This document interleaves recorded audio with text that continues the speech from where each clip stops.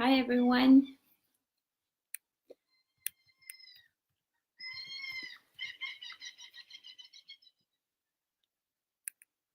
Just tuning in here with you again. It's always that little strange thing in the beginning, not really knowing if anyone can hear me or see me or anything like that. And I hope it's going to be fine. So I'm just going to start my little thing for today, my little Ayurvedic talk. And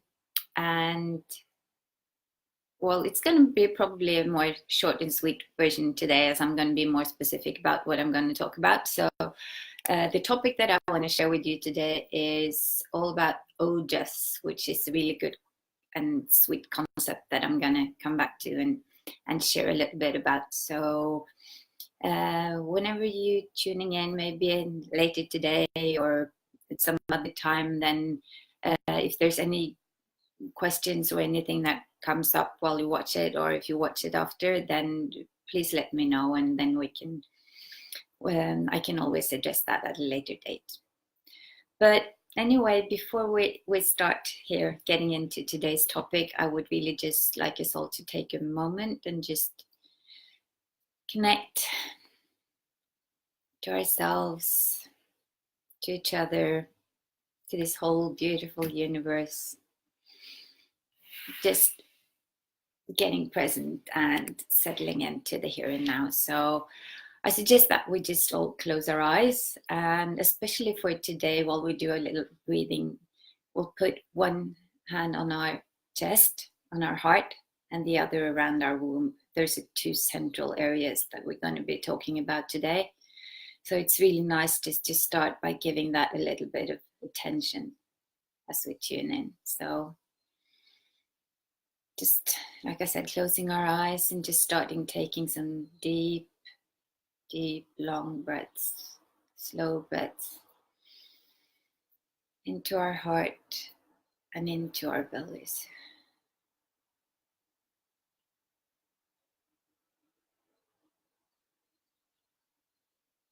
And really feel how you can expand and open your heart when you breathe in all that beautiful air. And how you can soften and release your belly.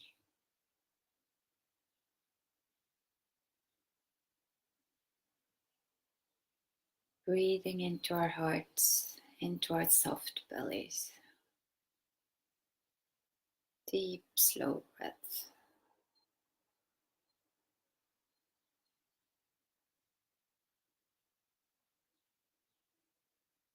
Feel that you can open and expand your heart. Make it available to breathe in lots of love, lots of good energy, and allowing for that to flow down into our bellies and our womb.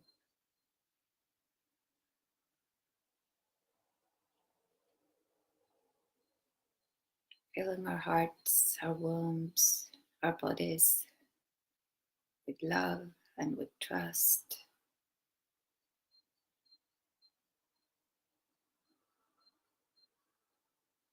And awareness.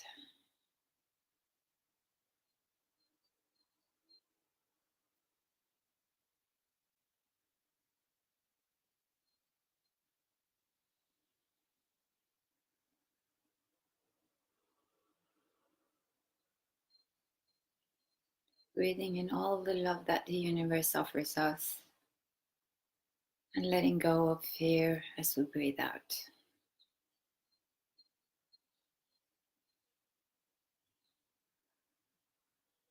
Breathing in peace and trust,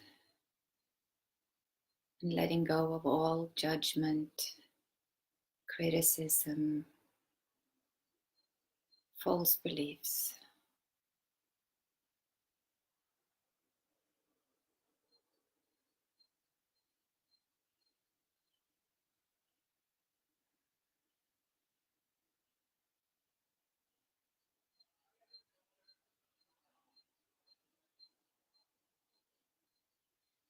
Just take 3 more long, deep, slow breaths in your own pace.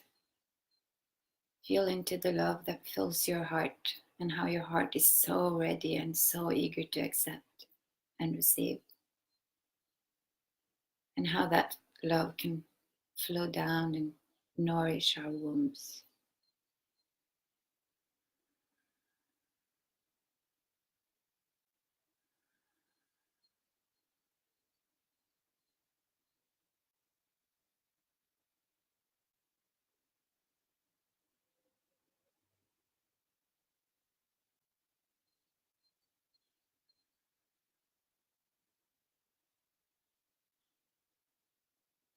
And then, if you feel like it, you can slowly open your eyes again.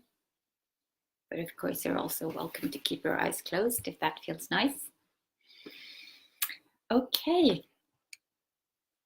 So today's topic, like I said, is going to be Ojas, which is one of those kind of basic and really good concepts in Ayurveda to be aware about, because it's super important. It's all about our life energy, our immunity, our strength, our vitality, our zest for life. It's all that really, really good energy that you just want to be filled up with, and that makes you shine and makes you feel vibrant and juicy, and it's just all the goodness.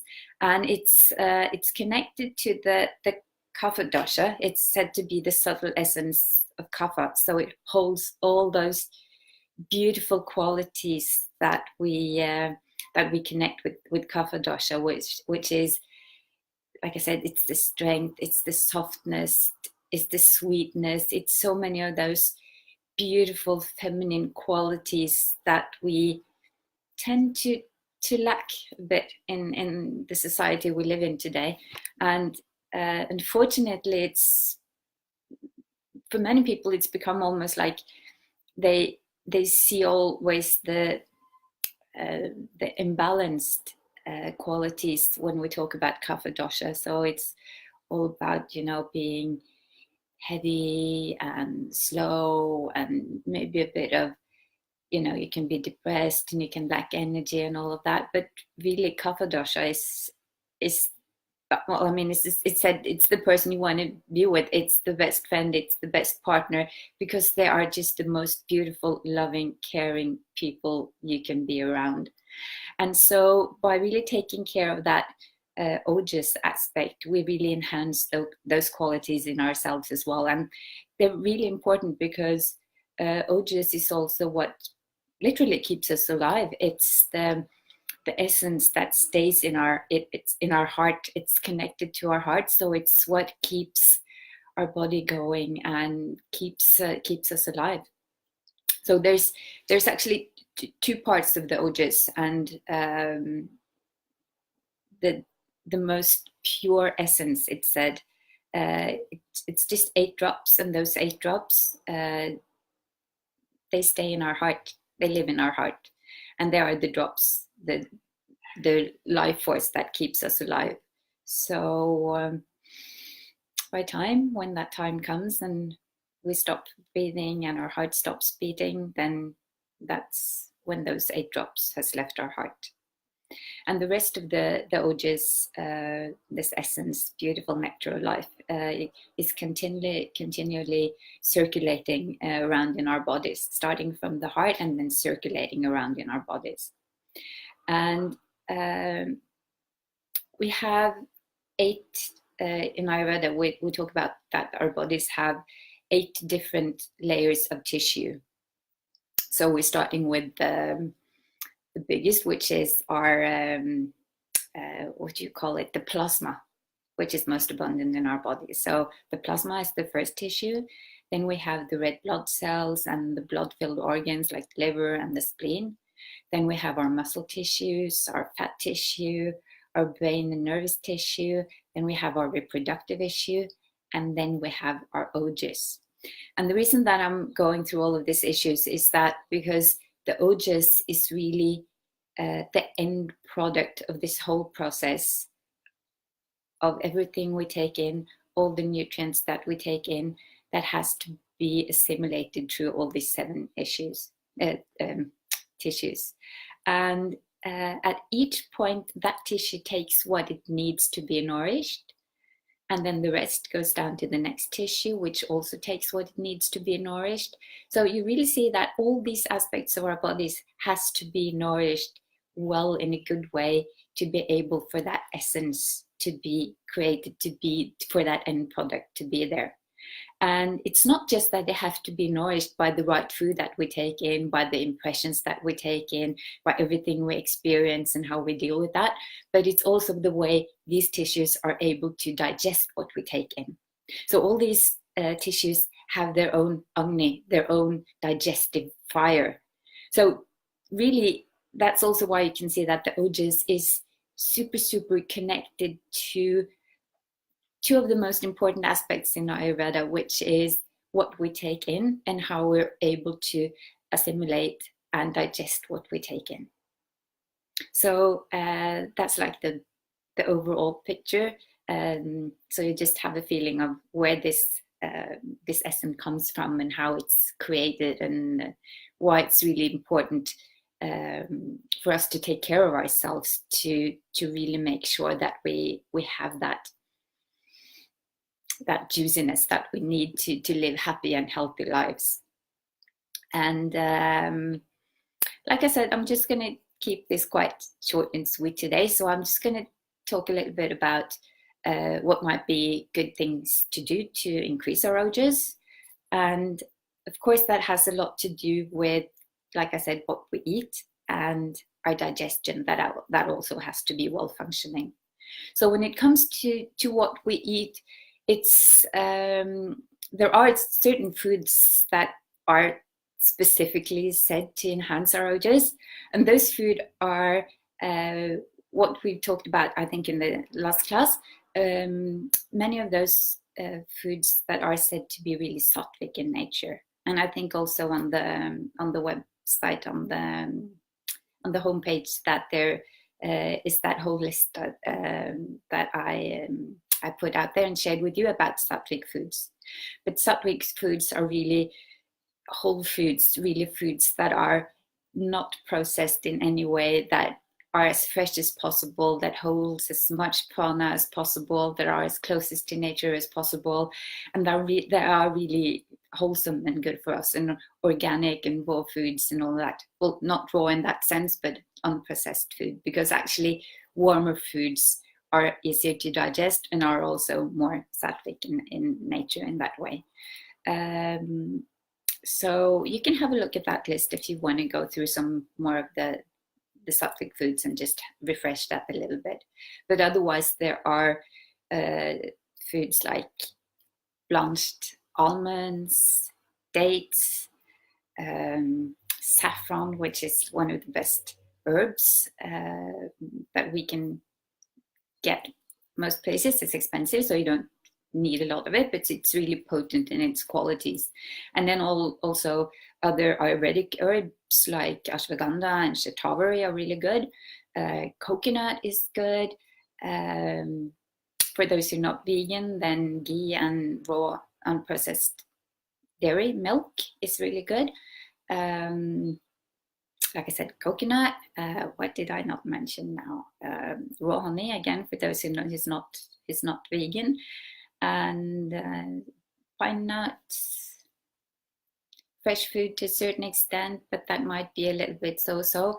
But again, it all has to do with the freshness, and also when you prepare it, that you put that love into it, that good energy, that also makes it more nutritional for us. So those are really good foods if you want to work on specifically in enhancing your Ojas. And I'm also going to put out on our homepage, the Be Woman Project page, a recipe I thought for a drink. Many of you have probably known with golden milk and these kind of things. So this is a little different version, but I thought it's a good thing to share, so you can check that out if you want to. It's not there yet, but I guess in a couple of days it's going to be there.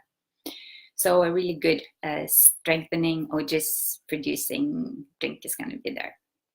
The only thing that I also just just to get a little bit back to what I was talking about with the 7 tissues, there's an important aspect to be aware of that. And because as our body goes through and digests and assimilates through all of these 7 tissues, each of that process actually takes between 5 to 6 days. So for eating these things and for doing these Ojas enhancing activities, we have to be aware that it's kind of a slow process. So we have to add a bit of patience there, and that is probably the biggest problem for us in society today, because we all want to be the quick fixes, and if we have to wait 35 to 40 days before we can see the result of what we just eat, then that's kind of a put off for many people. But really, that's the way we're meant to work. That's the way nature is meant to work. Those quick fixes, yes, they might feel very satisfying because you think it's the right thing, but if you want to do it the right way, if you want your body to be able to process it, if you want to be able to gain all the benefits in the long term, then you really, really need to add that aspect of patience. And I think in many ways that's one of the most important things that we can carry with us and be aware of through every day, through every moment. Patience and kindness to ourselves. Yeah. So I just wanted to mention that. And because the food that we eat and things that I just mentioned also has to go through all of these 7 layers, then it's also important to be aware of our digestion, because if our digestion doesn't work properly, then the next layer of tissues is not going to be able to be nourished in the way we want it to. So healing our digestion, if we have digestive issues, or just doing things that might help us enhance or balance our digestion, is also the other very, very important aspect. And the main contributor to that is stress. Yeah. So trying as much as we can to eliminate that aspect of stress, not just around food and around the way we eat, but around the way we live, all aspects of our lives. And I find that, when we talk about stress, the most important thing that we can think about is probably how we choose to prioritize our lives. Small things, instead of checking our phones, maybe we could just, raise our heads and choose to look out in nature instead. And especially this time of year, because everywhere you look, even in a great day like this, which is this in Norway today, there's beauty everywhere. And if you don't fight by looking at it, you could smell it, or you could, just feel the wind, or just really opening up our senses and be more present and allowing for that, to fill parts of your day, instead of just doing what we used to, picking up our phones and checking into it. So actually a good thing that you could do. We all have our little screensavers, so that might be an idea. So next time you take up your phone, you could add a little screensaver saying, don't do this right now, or find a very positive way to say it, that just brings up that awareness of, okay, maybe every other time you want to pick up your phone, you just try to engage your senses and be aware of the present moment instead. So just small things like that. But really, stress and eliminating as much stress as we can, which then again, when it comes to food, sometimes may also mean that we may not be able to make the best choices that we want to, because that might take too long with the shopping and everything that we need to prepare and all of that. So don't create extra stress either, because you feel like you have to, eat all the right things all the way. Rather sit down with your food and really, connect to the food and kind of fill it with that loving intention, and say, you can even say a prayer. please may this food nourish me in the way I need it to, and may it be good for my body, may it be good for my mind, may it give me what I need, and kind of place that intention and that energy into the food that you eat. So I'm not saying that you shouldn't, make the good food choices, but just be aware of how that can also increase the stress factor, which then, adds up to be not so good. So it's all about, choosing what works for you, and just making sure that you have that awareness there, that the choices you make are conscious choices, and that you imply the patience, be good to yourselves, love yourself, accept yourselves. Again, those beautiful qualities that are actually connected to what we're talking about here with the Ojas, because two other really important aspects that you can do is practicing that self-care and that self-love, and just doing the oil massages, Abhyanga, that is really, really nurturing and good for you. Oil is also super nourishing for the body, and it goes into our tissues in a very direct and a very, very beautiful way. And also that aspect, when you give yourself that massage, you connect to yourself, and it has extra value instead of going to someone and paying for someone to give you that massage. So it's a really, really good thing for us to get used to, giving ourselves what we need from ourselves, giving ourselves that self-love, and not having to get someone else to do it, depend on someone else to do it, pay someone to do it. No. We can do that to ourselves, and there's such a wonderful healing aspect in that as well. So that's another really good practice. And meditation, awareness, presence, beautiful, beautiful practice for strengthening our Ojas. And spending time in nature as much as you can. Spend time in nature. And if you can't, go for if you don't have the forest around or the sea around or anything, then just go outside and try to connect. If that means taking off your shoes and walking barefoot on the grass, hugging trees, smelling flowers, whatever you like to do, to just feel into nature and be with it and connect with it, and draw in all the goodness that's there. And especially this time of year again, like there is so much to get from nature as this time. It's like Mother Nature, she's like really bearing herself and just overflowing ourselves with all the beauty, with all that she has to give us and to share with us. So what a shame to not be aware of that, to not soak it in, and not being in that receiving state where we can just really be nourished by those beautiful gifts. So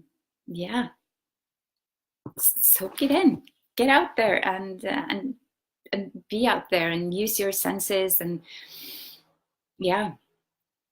absolutely. Okay, so when I start talking about these things, it has a way of taking some twists and turns. So I'm just going to see if there's anything I need to address before I start, kind of finishing up a little bit, because I think it's nice that these talks can also be kind of short and sweet, and I don't expect you to sit in and listen for an hour each time. So, or I could just hand the word over to you to see if there's any questions. I haven't really been able to check out, but if there are any questions, I'm really happy to get that and to answer it in any way I can. So feel free if there's anything you want me to address. We'll just have a look at what's going on here.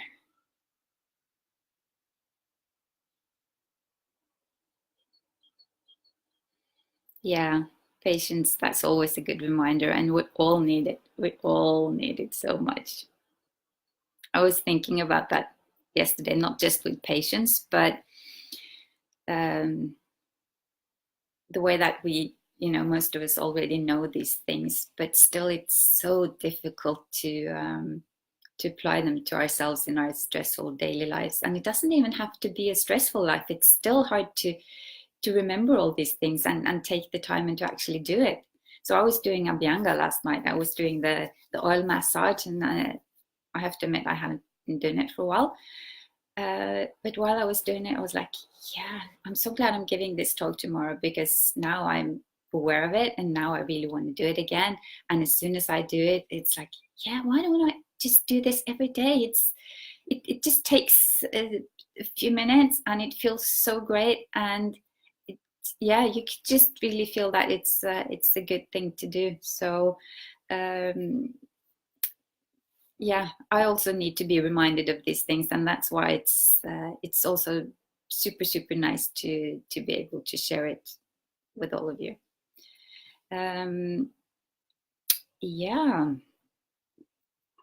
so I did have some little notes here to say if there's anything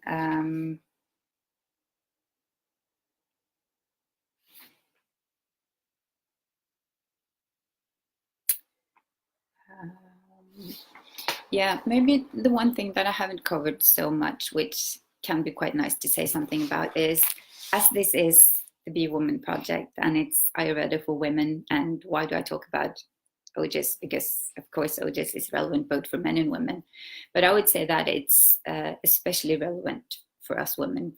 The last of those 7 body tissues that has to be nourished before our Ojas gets what it wants and what it needs is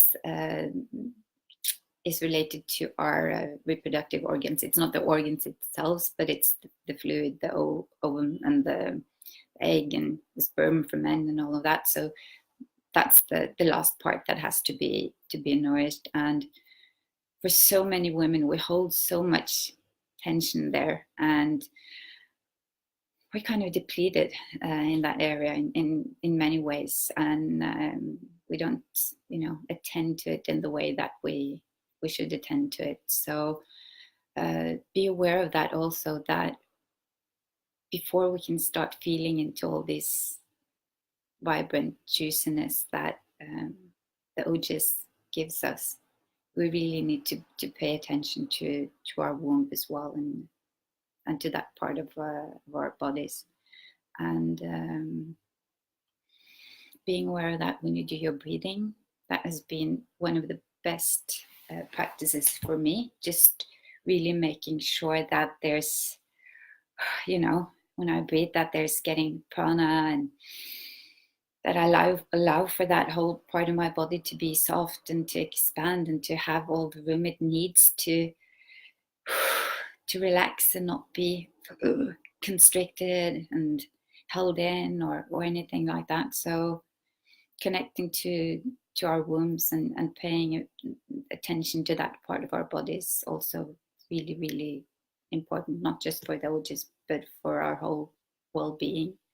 And a lot of our stress has the tendency to kind of get stuck down there, even if it's with our bellies, which then again will have an effect on digestion, and then, you know, we get into that whole vicious circle. So I kind of like the fact that when I start talking about these things, there's so many of the same things that comes up, but it's because all of these things are so intertwined, and you can't really separate one thing from the other, because when you start talking about one thing, it just adds up to the next, and then you have this perfect circle going where everything has its place and everything works together beautifully.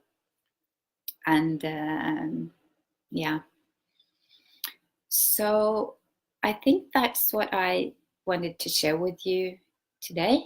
And if there's no questions, but if there might be questions later, or there might be coming up questions from someone who's tuning in to watch it in as a replay, then feel free to send me whatever you might be wondering about. And I'm also really happy to have ideas, you know, if there's specific topics or anything you think it might be nice to cover.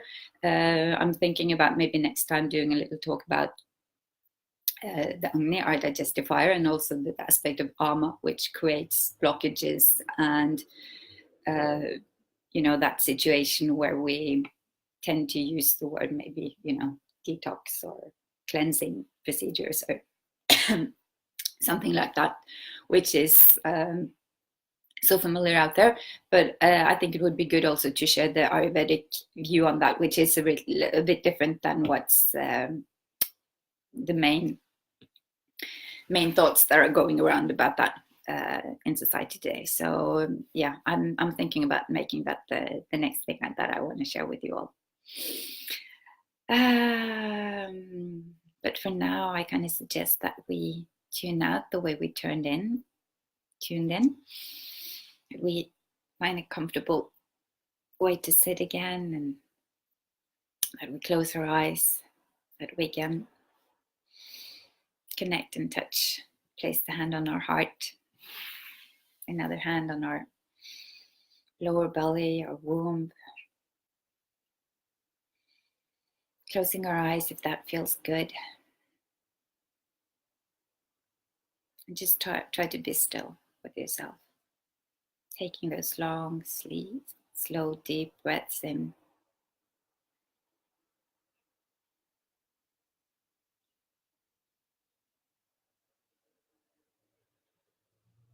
Just being aware of the energy that we create from love. That's really what we want to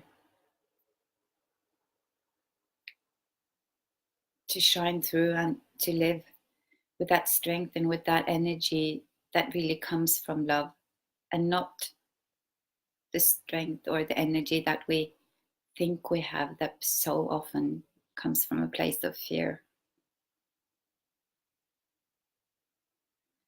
That's the energy that's going to deplete us, using up the energy that doesn't come from a place where it's filled and filled and filled from that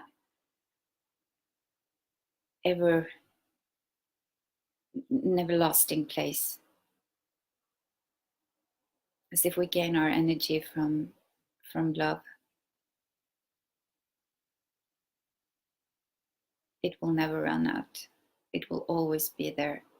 It's a reserve that can be filled and filled and filled infinitely.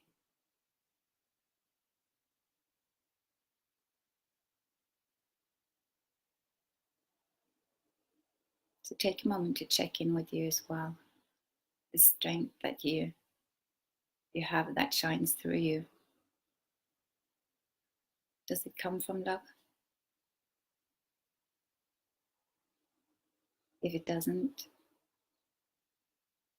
then maybe you should allow yourself to let go of some of that strength and be vulnerable instead, until you really find that strength that you want to possess, energy you want to live with, it comes from the right place. It comes from the right source, the source of love.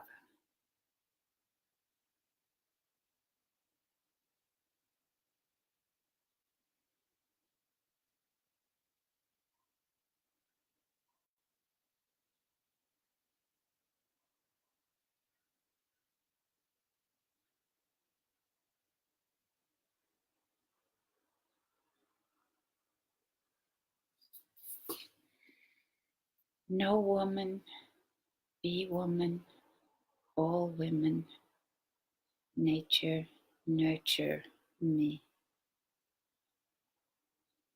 No woman, be woman, all women, nature, nurture me.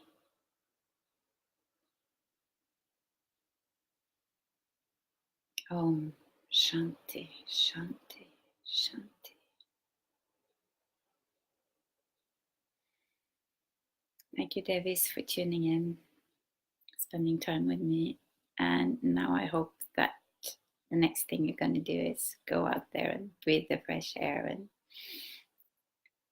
enjoy a beautiful day. Namaste.